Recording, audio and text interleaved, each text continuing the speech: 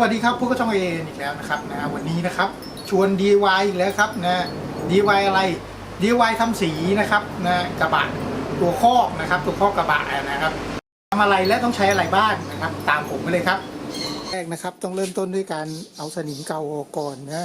เคลอะเลยครับเอาสนิมเก่าออกนะครับแล้วก็อุดรอยรั่วรอยผุเนี่ยนะครับก็ตัวนี้เนี่ยเป็นคอกของวีโก้ตัวนี้นะครับเนื่องจากว่าอยู่ค่อนข้างนานแล้วมันก็ผุหมดแล้วนะครับก็ถึงเวลาต้องทำสีนะครับอันดับแรกนะครับเริ่มต้นด้วยการขัดก่อนนะครับ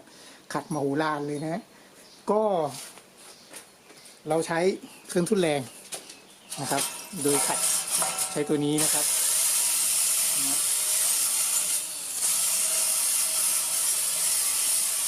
แล้วตัวนี้ขัดออกนะครับขัดจนเกลี้ยงเลยนะ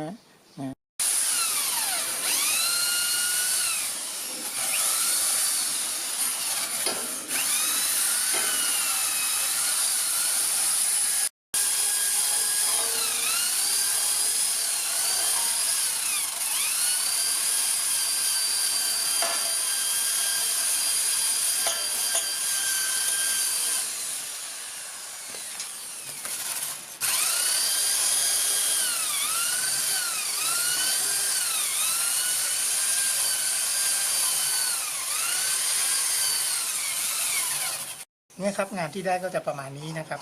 อาจจะไม่เรียบเนียนนะครับเนื่องจากสนิมมันกินไปเยอะแล้วพอสมควร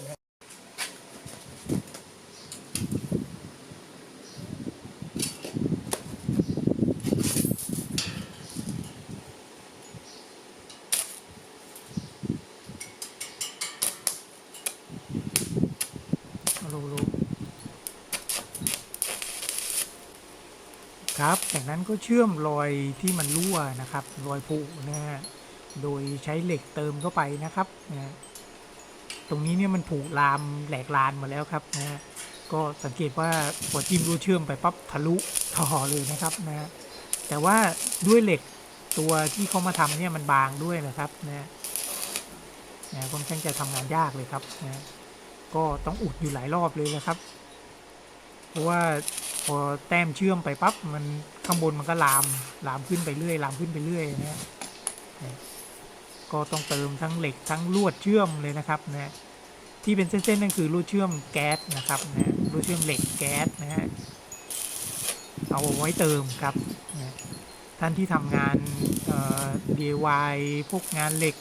หรืองานเหล็กบางๆบางทีเราตัดแล้วขอบมันไม่เรียบไม่เสมอนะครับใช้ลวดตัวนี้ครับเติมมันค่อนข้างจะได้ผลเลยนะครับผมพยายามเบาไฟให้มากๆเลยนะครับใช้ไฟอ่อนๆแล้วเขาค่อยๆแต้มเลยนะครับนี่เป็นงานแก้เลยละครับนั่นนะครับสังเกตดูว่าพอเชื่อมไปปั๊บมันจะลามไปเลย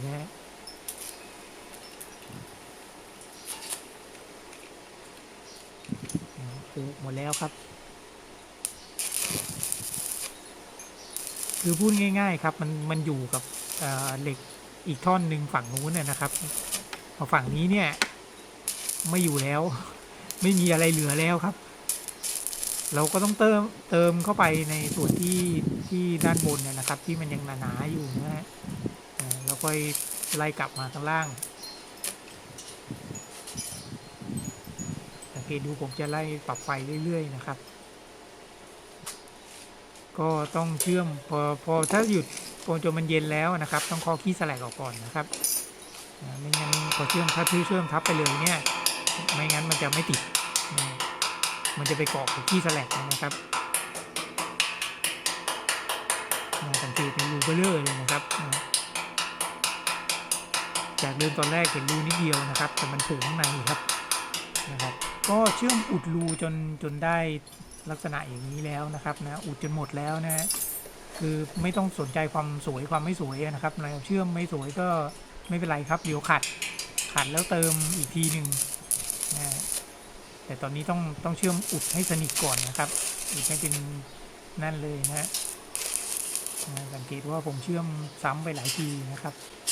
งานนี้เป็นงานแก้ครับค่อนข้างลำบากเลยนะ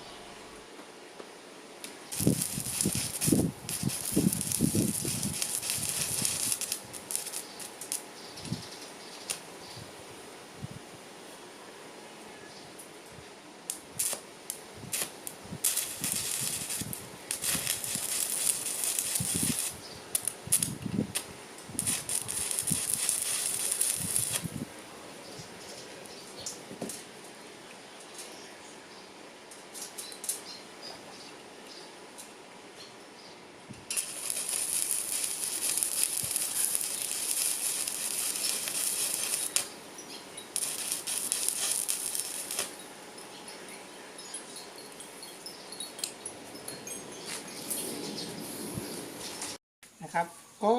สีตัวนี้เนี่ยเป็นสีทีวีลัตเทคนะครับนะผสมกับแม่สีนะครับนะเพราะฉะนั้นก็จะได้ออกมาเป็นสีคำๆนิดนึงปกติลัตเทคเนี่ยจะออกสีเงินๆนะครับแต่ว่าถ้าสีเงินมันก็ดูไม่เท่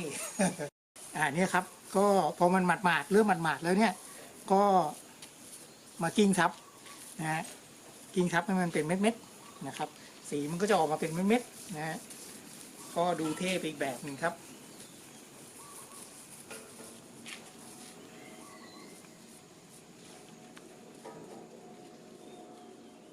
นี่ครับออกเป็นเม็ดๆนะฮะเป็นเม็ดๆทั่วเลยนะครับมากครับสำหรับการรับชมคลิปนี้นะครับหวังว่าเป็น DIY ง่ายๆนะครับทำเองได้นะครับเครื่องมือก็ไม่ต้องใช้อะไรมากใช้แค่แปรงทาสีอย่างเดียวนะครับไม่ต้องใช้กาไม่ต้องใช้อะไรเลยนะครับขอบคุณครับ